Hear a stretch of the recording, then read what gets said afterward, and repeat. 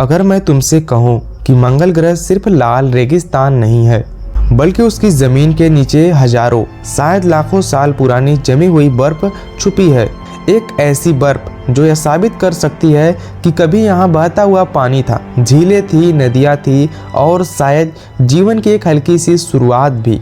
तो अब सवाल उठता है कि मंगल ग्रह लाल क्यों दिखता है, वहाँ बर्फ कैसे बची रह गई और इस बारे में नासा को कैसे पता चला। और सबसे बड़ा सवाल, क्या यही बर्फ इंसानों के मंगल पर बसने का रास्ता बनेगी। अब जरा आप अपनी आंखें बंद करो और अपने दिमाग में एक दृश्य बनाओ, एक लाल सूखा शांत ग्रह जहां हवा नहीं चिल्लाती, जहां बादल नहीं गरजते, जहां हर तरफ सन्नाटा है।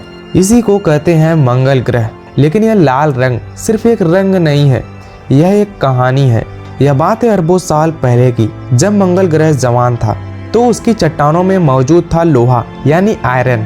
जब मंगल ग्रह का वातावरण धीरे धीरे पतला होने लगा तो वही लोहा हवा के संपर्क में आया और जंग लग गई। जैसे लोहे की कील बारिश में लाल हो जाती है, वैसे ही मंगल की जमीन धीरे धीरे आयरन ऑक्साइड से ढक गई और तभी से यह मंगल लाल ग्रह में बदल गया।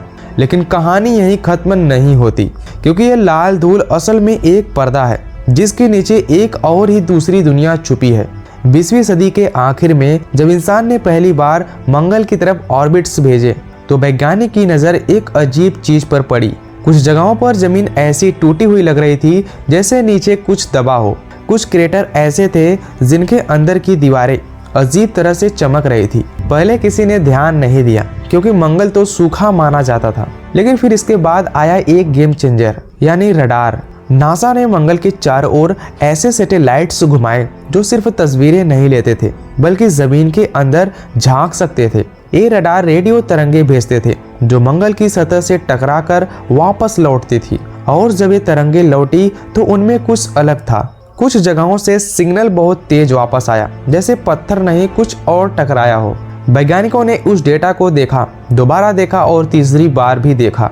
उसके बाद उनमें एक सन्नाटा सा छा गया, क्योंकि यह पत्थर नहीं था, यह जमी हुई बर्फ थी। हाँ, पानी का वही बर्फ जमीन के नीचे मीटरों और कहीं कहीं किलोमीटरों तक फैली हुई थी। सबसे पहले मंगल ग्रह के उत्तर ध्रुव पर वहाँ के पूरे पहाड़ बर्फ के बने हुए हैं, जिनके ऊपर लाल धूल की पतली परत है। वे बिल्कुल वैसे ही थे जैसे धरती के ध्रुवों पर बर्फ के नीचे जमीन होती है। लेकिन असली झटका तब लगा जब वैज्ञानिकों ने देखा कि यह बर्फ सिर्फ ध्रुवों पर नहीं है। मंगल के बीच इलाकों में जहां तापमान इतना ज्यादा ठंडा नहीं माना जाता, वहां भी जमीन के नीचे बर्फ छुपी है।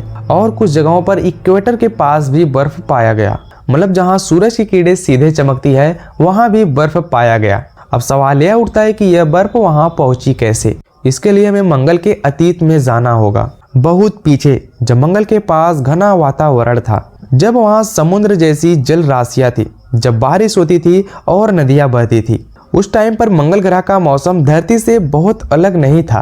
धीरे धीरे मंगल ग्रह ने अपना चुंबकीय कवच खो दिया। सूर्य की तेज हवाओं ने उसका वातावरण उड़ा दिया और वहां पर जो पानी मौजूद था या तो अंतरिक्ष में भाग गया या फिर जमीन के नीचे दब गया और उसके बाद वह जम गया और वही समय के साथ वह बर्फ बन गया। कुछ वैज्ञानिक यह मानते हैं कि यह बर्फ प्राचीन बर्फबारी से बनी है और कुछ कहते हैं कि झीलों और नदियों का पानी जो धीरे धीरे जमीन के नीचे कैद हो गया।